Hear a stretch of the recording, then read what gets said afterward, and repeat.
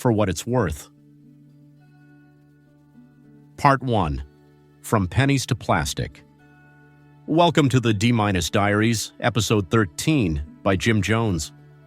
We hope you enjoy this podcast while you drive, ride, roam, or drone. If you like what you hear, please like the heart button, subscribe, and share it with a friend. In this piece, we are going to explain why your wallet hurts. To give you an example, I've created an imaginary place called Jim's Donut Shop. Grab your wallet and come inside. The economy on paper versus your wallet. On paper, the economy looks fine. Strong even. Stock market up. GDP humming and fuel prices are down. The job market is rebalancing. Headlines reassuring us that everything is working exactly as intended. And yet, for a lot of Americans, it feels like the floor is moving. Even with Trump saying this is best economy ever, the grocery aisle and our wallets tell a different story. Under Trump's second term, food prices are still inching up year after year. The jumps are smaller than during peak Biden-era inflation, but they are still big enough that most families feel the squeeze every time they check out. Jim's Donut Shop. If you want a simpler picture, do not start with Wall Street, start with Jim's Donut Shop. In the early 1960s, Jim sold a donut for 15 cents. Today, that same donut is a couple of dollars, same basic recipe, same size, very different wallet.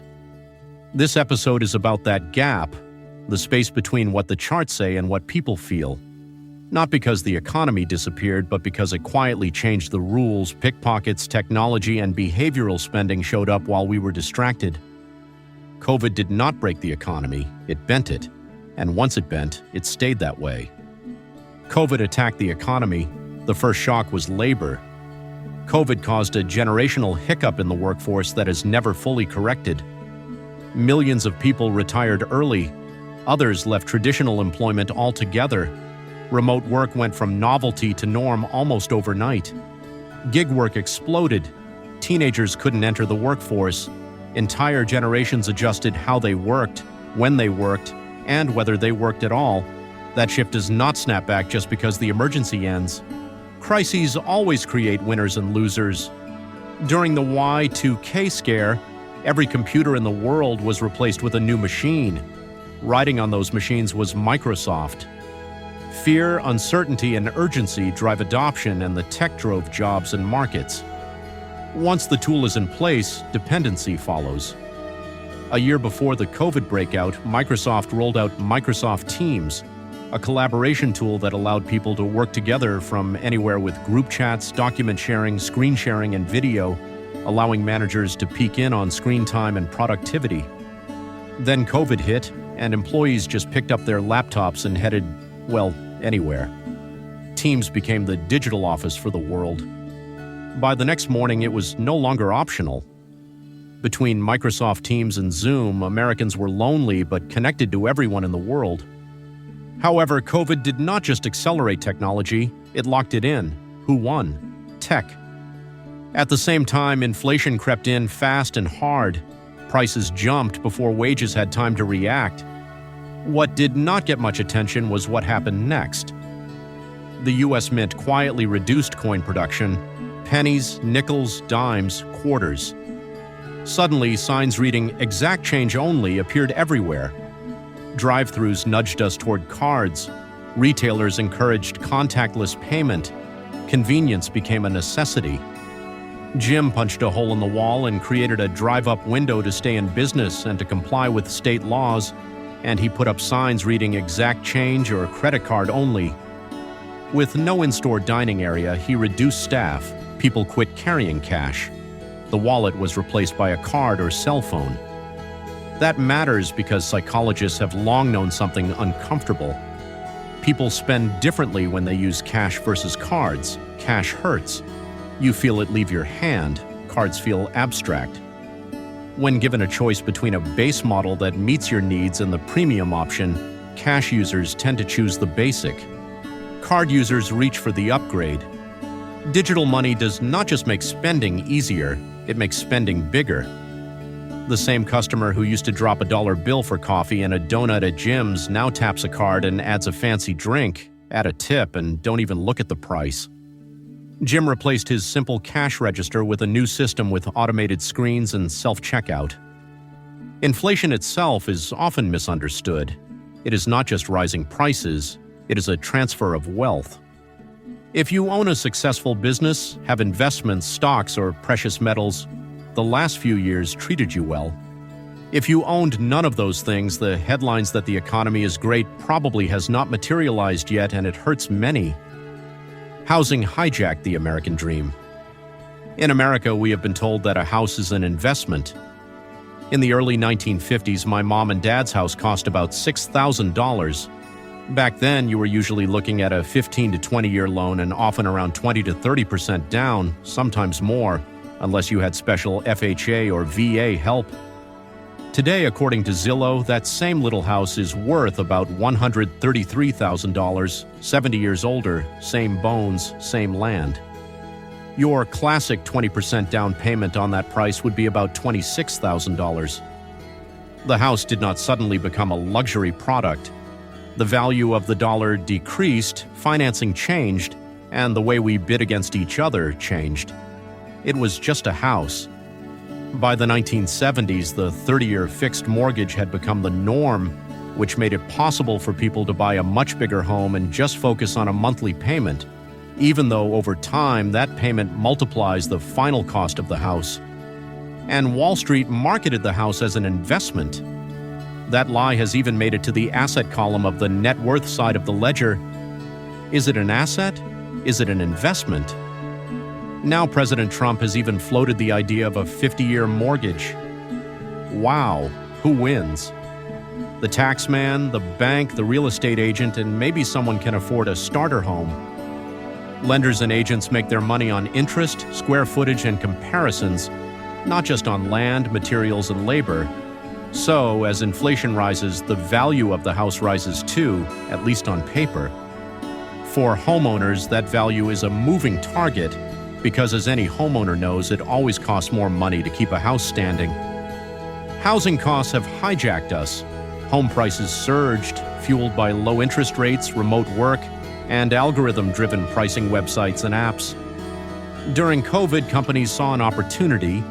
Due to state and local shutdown orders, businesses sent workers home. Many firms canceled office leases, turned to Zoom or Microsoft Teams, and telework exploded. That made it possible for employees to work from anywhere. People fled big cities and headed to states with a lower cost of living and fewer restrictions. They sold homes for high prices, showed up in new markets with cash, and paid whatever they had to for any available house. Real estate agents called these landing homes. Then came the Great Migration. People moved in massive numbers from high-cost states to lower-cost ones, blue states to red states to blue states. Purple states emptied as people looked for places that matched their team's jersey. The money moved faster than the wages, and politics moved too. Housing pressure followed the people, and the same families who had just escaped one expensive market found themselves bidding up the next one. This opened the door for technology and big money to get bigger. During the COVID real estate boom, iBuyer companies and other institutional buyers used algorithms and big data to make fast, often all-cash offers, sometimes above asking price, especially in hot markets. They would buy a house, do light improvements, and relist it for a generous profit. Each high sale pushed up comparable sales that real estate agents and appraisers use, ratcheting prices higher for the next round of buyers. When some of those models failed and the big buyers had to dump inventory, the damage was already done, higher comps and a reset price floor. Tech meets taxes, property taxes followed. Not just because government suddenly became greedy, but because the tax structure itself changed. States and counties moved to computer-assisted mass appraisal, CAMA systems, and instead of adjusting values slowly based on inflation, the software recalculates taxes based on recent sales prices. One outlier sale at a very high price can now raise assessments for an entire neighborhood. In some cases, this pushed tax bills higher than people's original mortgages. In places where those bills could not be paid, local governments evicted the owners. That is not a market correction. That is a crying shame. Shame, shame, shame. Who wins? Local officials. Who loses? Everyone, including Grandma. Conglomerates bought discounted properties and raised rents. Big corporations bought up tracts of land and squeezed in houses wherever they could because demand allowed it. Add a global supply chain shock and a housing shortage, then stack on the chain reaction of government lockdowns, and the pressure didn't just move, it imploded. All of these investments were passed down to the homeowner and the renter. Families started moving in together and in many cases still do. Many properties are now multi-family homes designed for generations of families. All of this has driven higher taxes, insurance, and financing costs. Renters absorbed inflation without any of the protection that comes from owning the asset. Jim's donut shop rent went up too, and he had to decide whether to raise donut prices again, cut staff hours, or do both.